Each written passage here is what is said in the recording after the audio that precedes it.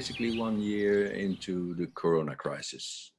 We're basically 1 year into lockdowns and things that happen with all of us that, well, some of us have found their ways into addiction because of this. The excess stress, it's logical. You're looking for ways out of the excess stress. So it's really logical that you are basically trying to find cures. Um, we could blame and we could say we shouldn't, but I do think it's important to recognize it happens. as I as I do think in integrative therapy, we do need to take a view upon the world as well, and not only blame ourselves. And it's, in my view, I do think that um, our way of coping with Corona is, and the way we deal with that, and trying to extirpate it, and only after 1 year we recognize that we probably have to live with Corona. Well, that's from what I wanted to say today. Um, as we should learn to integrate our addictions, I think it's wise if our culture learns to integrate addictions as well, and learns to integrate, well, living with Corona as well. Integrative addiction management, as said, coping with loneliness and working where you live, a year of trying to cope perhaps with drinking, maybe smoking too much. Um, Alcohol use has increased dramatically.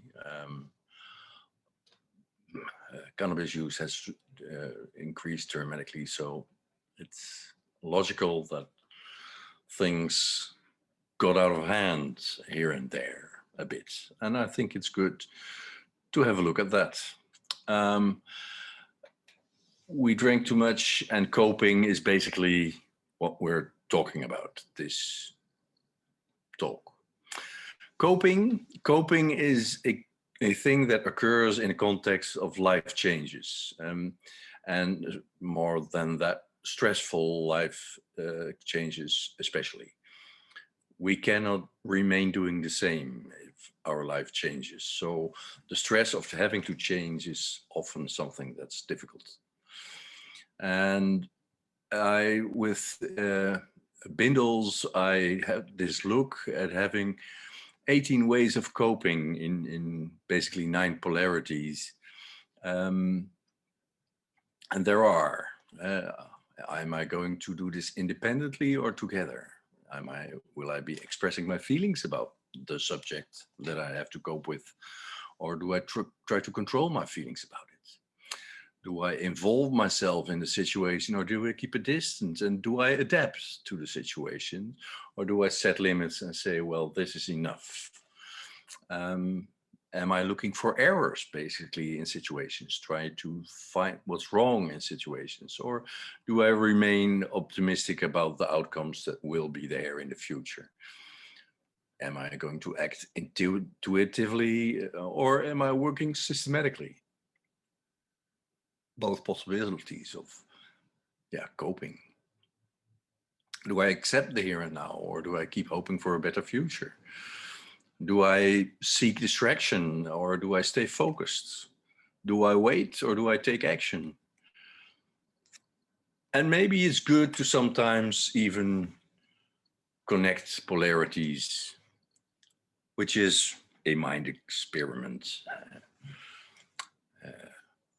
These ways of supported independence, controlled expression, involved distance, maybe adjustment while keeping boundaries, and critical optimism, intuitive planning, accept the here and now, but still having hope for the future, and being concentrated while still allowing some distraction here and there, and enjoying that distraction then.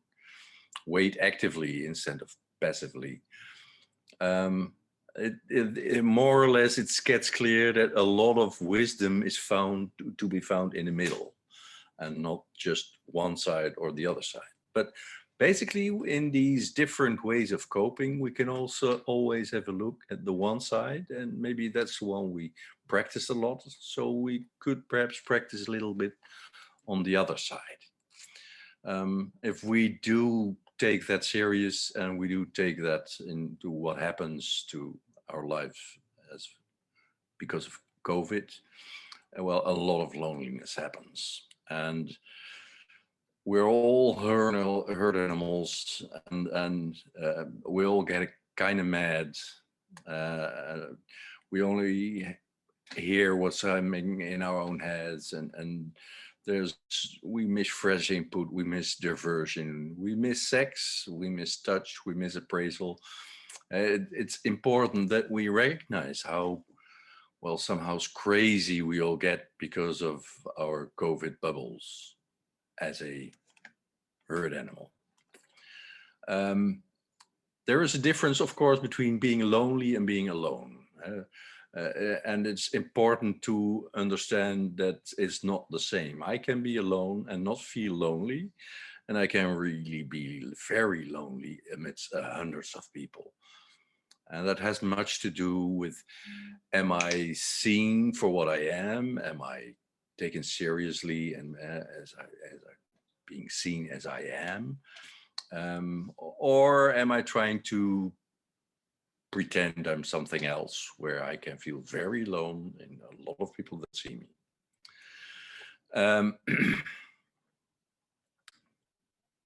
Alone, basically not being in the same room as others. And loneliness is not being able to be who you are. If you have a look at lessons in loneliness without getting depressed, it's always important to cultivate connections both inside and outside yourself, and that is something that's also has to do with addictions. I often try to deny parts of myself by using, but if I cultivate connection inside and outside of myself, I will feel less lonely. I Do I feel the feels? Do I feel what I feel, or do I try to distract myself? And nothing wrong with a little distraction here and there, but sometimes that gets a bit much. Give it words. Give your feelings words and expression. A thing that's often misunderstood is that horniness is not the same as loneliness, is not the same as thirst. And people are sometimes misunderstanding horniness for loneliness, or the other way around. And people are sometimes being thirsty because they're horny or because they're lonely. And that's not so much that they're thirsty, it's more like I'm really lonely and try to push away the feeling of loneliness. If I'm lonely, I can, as the Suriname saying says, serve others to reach their goals. If you're lonely, try to do something good for somebody else. And I often think it's also good to remember little steps. And then maybe the one nearest to you, which is important. So if I look at these different things and I have a look at how does that help, or what does that do with addiction? More lessons are, of course, to connect with some nature, and it can be important to get out more. It can be important to meditate, and especially love and kindness meditation is something that helps, and of course has a lot to do with number 4, serving others to reach their goals. Choosing the available context connected to your needs, wants, and nice to haves. And I'm saying that because a lot of people are just looking for connection without really trying to have a look, is this a connection I want or I need? Or is this just a nice to have connection? If you have a look at what are truly my cores in life, what am I really missing, then that helps to find the right connections. Well, then there's this other thing. I said I would talk about addiction and dependence, and integrative therapy. As you know, we take those apart. So there is this addiction and dependence, and sometimes coping occurs through usage of alcohol, drugs, cannabis, um, all kinds of things. Good to have a look at that, and to have a look that somebody is not addicted right away. That there's no on-off switch in our brain. And good to remember, it always starts with fun use in the beginning. And then it basically gets functional, either to get certain funds. And for instance, like chemsex, there is a lot of functional use, where you try to achieve energy or stamina or relaxation. Then it gets to daily use, and then it gets to, well, basically down the drain. Not really. I'm going to talk about these three ends. I'm more like, let's have a look at what we're going through when we're on our way up. And if you have a look at treatment, well, there's the biological addiction, where you can either learn to accept that biological problem, and you can learn to self-limit more on what you can't use, of course. And on the other hand, there's the emotional dependence, where I'm using dope to get feelings I don't want to have, to get feelings I want to have, or to not have feelings I don't want to have. The biological addiction is chronic. The emotional dependence can be healed. Yeah, you can give reasonable hope. You can learn to to stop self-condemnation and learn self-curiosity, and therefore it's easier to find like alternative behaviors, or to learn to accept that certain things from your past maybe have to be accepted, even if they're not nice or anything. There's unwanted usage, of course, that makes you stumble every now and then. No blame. 98% does, and that's from the AA, by the way.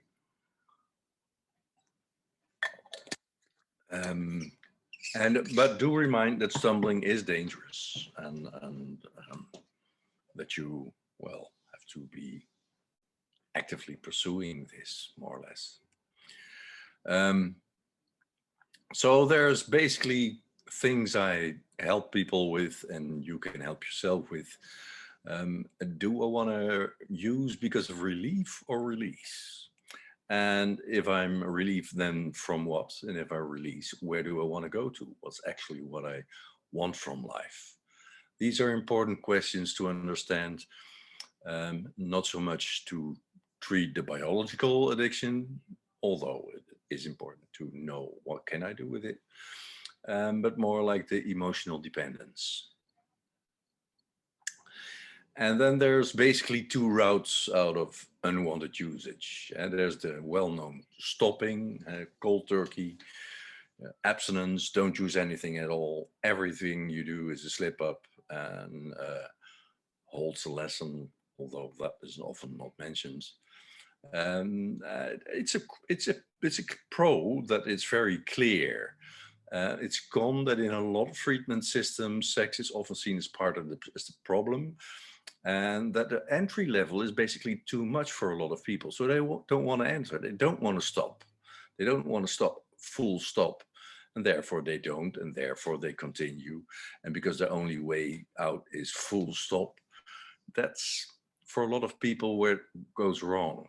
There's another route as well, and it's denied by a lot of people. But if you look at the science, it's clear that there are a lot of people, even themselves without any help, are weaning, and they're lessening the frequency or the amounts of the drugs or the source of the drugs.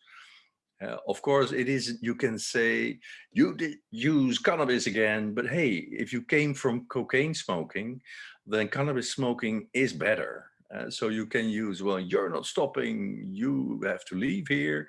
Or you can say, well, we're basically on our way to a better life, less riskful life, more life with more life quality. The goal is not so much abstinence, but more like rules to live by. And any use more than you did plan is, of course, a slip up that holds a lesson. And it's important to look at those lessons. The pro is that sex can be a part of training. Having better sex or more intimacy during sex can be a part of the training. Drugs can be used as an exit strategy. I'm not saying that you should use 3-MMC, but it's way better than Tina. A con of this trick is that, yeah, well, you're bargaining with the self, and that's a hard one to bargain with.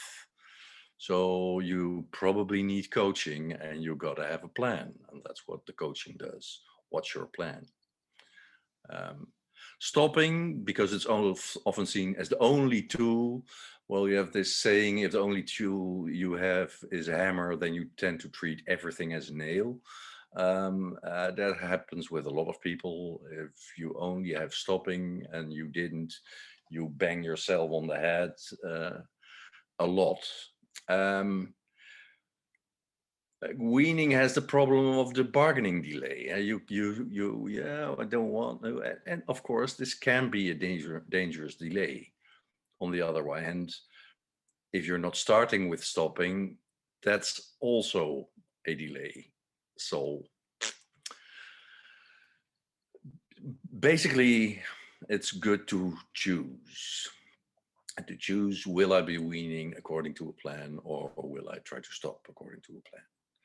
And if I learn to have this biological addiction, then abstinence may be the easiest way of regulating yourself. Although weaning and practicing may give clarity with less condemnation, because often addiction goes along with a lot of self-condemnation and a lot of condemnation from others. Emotional dependency is something else. We have to look and practice alternative ways to do what I really want. And we have to learn to accept, which is always painful.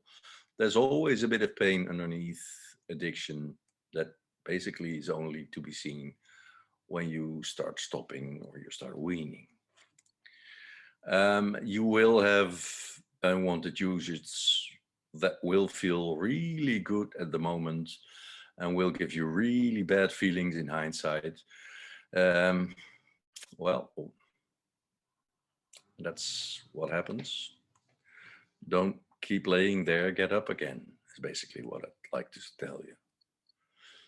Learn its lesson, understand why it happened, what didn't you see, or what did you want, what you didn't know you wanted, or what didn't you want, what did you not want that you thought you've accepted. Might be important to understand, and to also understand that the beginning of your addiction cycle was, well, fun and functional. And often I say, look at the lesson from your camps to get out of this dependence. How to have fun without camps, how to have a functional sexuality, a functional life without camps. That's the lesson often. And it's not just you should not use. The lesson is, how can I live life without? And yes, that will be different. And no, judgment doesn't work. So help your fellow man to find the lessons that are within, and instead of judging all the time. So if we have a look at this and have an epilogue, and we're fear of COVID, the world basically has gone mad a little bit. We see world leaders with lots of war rhetoric. We should win this. There is no winning. We have to live with the COVID. This virus is on in the world, and it will change. and it will have all kinds of ways, and we'll have to live with the virus called Corona. Um, yeah, that's the truth, and we like to think that we can win this, but that's kind of madness. It's not even a single cell organism. Who is winning, trying to win what? But other than perhaps politicians trying to win voters, I don't expect there's much winning to be done. But the world has a lot of winning and losing and battle words, so let that go by. The most likely outcome of COVID is harshly, some of us will die. And we have to live with yet another virus. And I do remember other viruses that were there before. If we look at AIDS, there were a lot of war rhetorics and actions from fear in the beginning in AIDS. That didn't help. What did help was informing yourself about the risks and care for each other. Make use of meds, but don't misuse the meds. And learn to live with the risk of dying and connect with what is life to you, what's important to you. Because that's basically what I was talking about before. And maybe this is something we can have a look at together. What's my life? What do I want from it? If I'm not too afraid of dying, but I have a look at the fact that I'm dying, then I might have, well, wisdom from it. The chances, we all know that you and I will die one day, and the chances that I will answer at that moment, if you ask me what was important in your life, chances are small that I answer, well, at least I've drunk enough and snorted enough cocaine. No. What are the things that are important to me? And what do I do about those things? And maybe my usage is in the way. Again, there are only 18 ways of coping. And if I look at those 9 polarities, and if I look at them with addiction and dependence in the back of my head, am I going to do this independently? Should I continue to try this problem independent or with less blaming, or should I try to let me help a little bit more? About feelings or control of feelings. Could my dependence basically have anything to do with my perhaps unexpressed emotions? And then should I learn to express them, or should I learn to accept those feelings and surf those feelings? We've been talking about craving surfing. Well, there could be other feelings as well. If we look at involvement and distance, do I start to help others with their addictions, or is it wise to keep a little distance from others? That use my personal favorite solution. Could be wise to keep a little bit of distance in the beginning, but in the end, it's important to actually help others after a year or two. Do I adapt or set limits? Addiction actually has a lot of things to do with adapting, and that could be, on the one hand, that I focus a bit on fitting in society again, but it could also be, and I see that a lot, that addiction is basically an over-accommodation, and that I should try to set more boundaries to others and learn to say no. And not just no to not drinking or not smoking or not snorting. No to overexertion, no to overwork, no to yet another thing that I should. do, fear of missing out, or I'm not really something worth. No, what's my limits? If I take a look, then a lot of people are looking for errors in their own life, and that could be important. It's important to look at what I'm doing wrong. But I could also learn from my slips-ups and maybe try one more time to cope situations without use. Am I going intuitively, or will I work systematically? Should I listen more to my gut feelings about my usage, perhaps? Or should I make more notes in my log and about what's happening and what my usage is related to, and try to see perhaps in a more systematical way of where I should go? If I accept or hoping for a better future, maybe I could accept my addiction more, my biological addiction.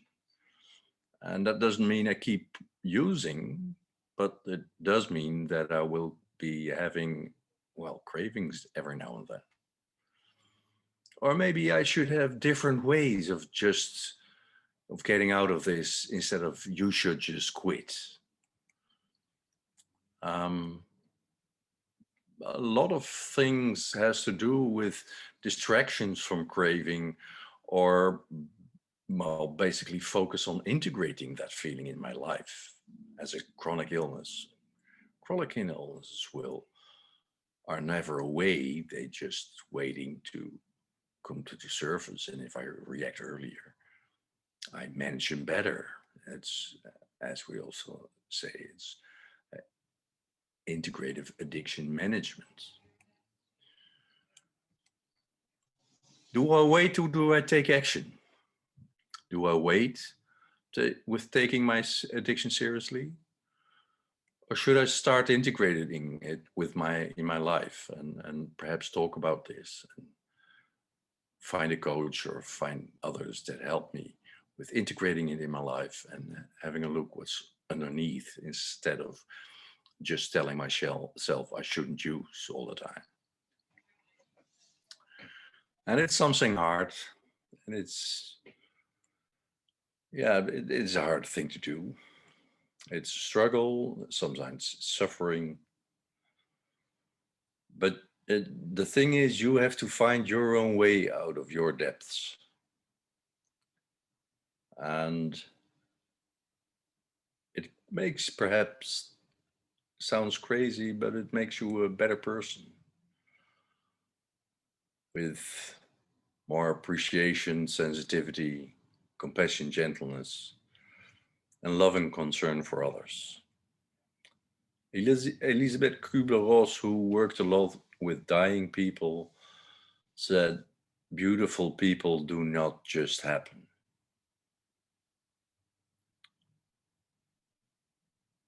Hardship belongs to it."